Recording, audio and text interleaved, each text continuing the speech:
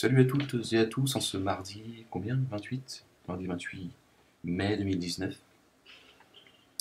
Petite vidéo, Inch'Allah.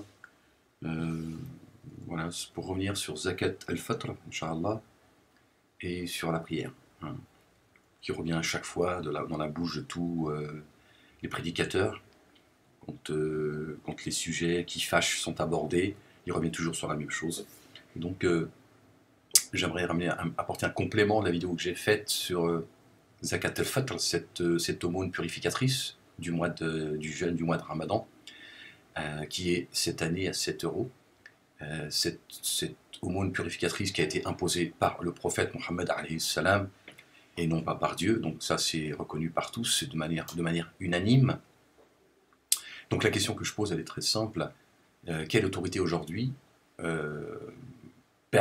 qui a décidé, quelle est l'autorité aujourd'hui qui a décidé que l'année dernière c'était 5 euros et aujourd'hui c'est 7 euros? Est-ce que cette autorité, c'est celle de Mohammed alayhi salam, puisque Dieu lui-même dans son livre, Al-Hakim, parle de Zakat al-Mal, il parle de donner un cinquième, d'accord, et que sa loi est immuable, donc Dieu n'a pas fait évoluer l'aumône Zakat al-Mal, l'aumône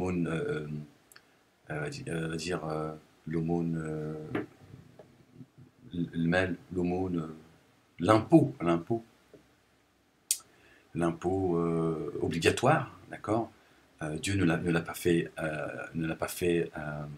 évoluer en fonction de la conjecture. Donc la conjecture, je ne sais plus comment on dit.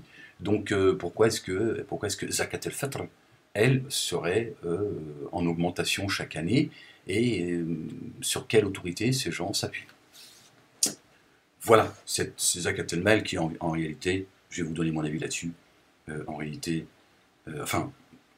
poussez le raisonnement et vous verrez où va cet argent qui se compte en milliards, d'accord, en milliards à travers le monde, puisque cette Zakat al-Fitr, elle est acceptée par le monde dit musulman, de manière planétaire. Où va cet argent?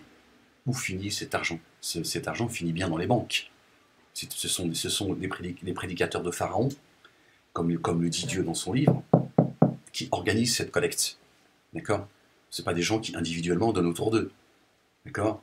Comme l'aumône à laquelle Dieu nous invite. C'est-à-dire que chacun autour de lui, que ce soit pendant le mois du Ramadan ou pas, quand il donne autour de lui, il aide les gens, donc cet argent circule au sein du peuple, au sein des peuples, et donc aucun souci. Par contre, là, ce sont des organisations, ce sont les prédicateurs, les mosquées, voire des associations caricatives qui organisent ça. Donc c'est des récoltes organisées. Donc cet argent finit dans les banques. Hein.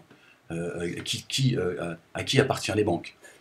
Quand on construit toutes ces mosquées à travers le monde, on ne prend ne serait-ce que Lafarge, qui d'ailleurs a vendu son ciment à Daesh pendant des années. Voilà. Donc cet argent-là, finalement, que l'on récolte, que l'on sort de la poche des musulmans, c'est pour aller massacrer les musulmans. Voilà la finalité de tout cela. La finalité de tout cela, c'est que cet argent qui est récolté depuis leurs écoles de merde, depuis leurs savants de merde, finalement, l'argent va entre les mains des ennemis de Dieu, des ennemis des musulmans, et ils se font bombarder, massacrer, on achète des armes avec, etc., etc., etc. Donc vous imaginez bien ce que je suis en train de soulever, c'est bien plus profond et bien plus, tu vois, pour un grand nombre de gens qui n'ont pas du tout envie, tu vois, que cette économie se tombe. Voilà à quoi servent ces mosquées, sous tutelle, d'accord? Ils vous demandent de l'argent pour aller aider des gens qui sont sous les bombardements, alors que certes, cet argent sert à bombarder ceux que l'on vient sauver des bombardements. C'est le chien qui se mord la queue. Bon, voilà la réalité de cette escroquerie. Voilà. Parce qu'il n'y a pas le baraka dans tout cela. D'accord? Il n'y a pas le baraka, et je vous rappelle le verset 44, 45 et 46 du chapitre 69, Dieu il a dit, s'il nous avait fait dire quelque chose de mensonger, nous l'aurions alors saisi avec force, et nous lui aurions tranché la horte. Ce n'est pas ce qui est arrivé à Mohammed alayhi salam. Donc il y a bien un problème. Il y a donc bien un problème. D'accord? Et second sujet, parce que là je pense que c'est pas la peine d'aller plus loin.